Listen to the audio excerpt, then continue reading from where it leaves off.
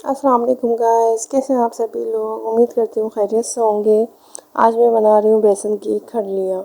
तो उसके लिए हमें चाहिए हाफ कप बेसन। बेसन को हमने लेके इसको छान लिया है। इसमें 1 स्पून हम पिसी लाल मिर्च डालेंगे और इसमें 1 स्पून हम नमक शामिल करेंगे। तो बहुत ही मज़ेदार रेसिपी बनने वाली है। वीडियो को पूरा देखना है, वीडियो को बिल्कुल भी स्किप नहीं करना। अब इसको हम बेसन को अच्छे से मिक्स करेंगे। मिक्स करने के बाद इसमें थोड़ा थोड़ा पानी डाल के इसको घोलेंगे। इसको अच्छे से घोलेंगे। ये देखें, हमारा ये बेसन का मेथड तैयार हो चुका है।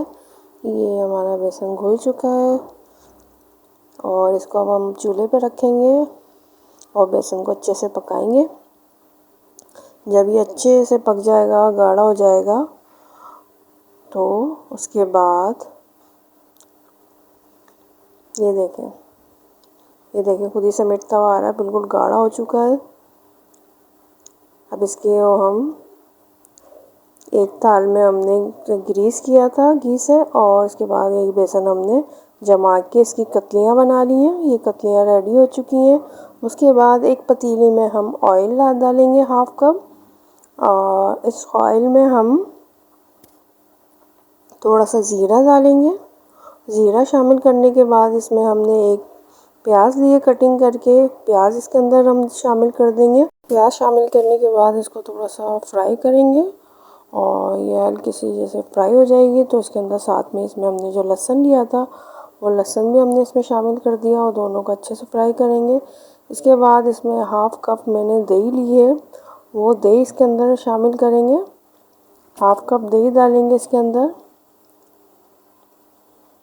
ये दही है, ये इसके अंदर दही डालेंगे और इसको अच्छे से फ्राई करेंगे। अच्छा, लहसुन प्याज अगर आप पीसना चाहें तो आप पीस भी सकते हैं।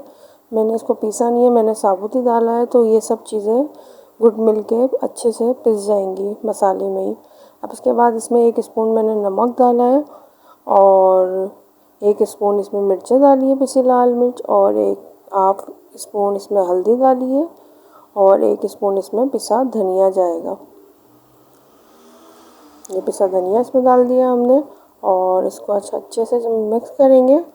और मिक्स करने के बाद इसमें 1 कप मैंने पानी डाल के पकने के लिए हम रख देंगे और ये मसाला हमारा रेडी हो गया जाए। ये देखें, ऑयल ऊपर बिल्कुल आ चुका है। ये हमारा बिल्कुल मसाला रेडी हो गया है। लहसुन प्याज सब कुछ गल चुका है। इसके बाद जो हमने कतलियाँ बनाई थी बेसन की, वो कतलियाँ हम इसमें शामिल करेंगे और कतलियाँ शामिल करने के बाद ये हमने इसमें कतलियाँ शामिल कर दी हैं और कतलियाँ शामिल करने के बाद इसमें हम हाफ गिलास पानी डालेंगे और इसको 10 मिनट के लिए पकाएंगे। तो बहुत ही मज़ेदार रेसिपी है, झटपट बनने वाली है। ये देखें, इसमें तमाम चीज़ें डाल के, पानी डाल के हमने 10 मिनट के लिए इसको हम पकाएंगे और 10 मिनट बाद इसमें थोड़ा सा गरम मसाला शामिल करेंगे। तो बहुत ही यम्मी खुशबू आ रही है, बहुत ही मज़ेदार टेस्टी रेसिपी है। ये देखें, डिश आउट किया है। कैसी लगी आज की रेसिपी? अगर आज की रेसिपी पसंद आई है तो मेरे चैनल को लाइक करें, सब्सक्राइब करें। मिलते हैं एक नई वीडियो में। अपना बहुत ख्याल रखिएगा। अल्लाह हाफिज़।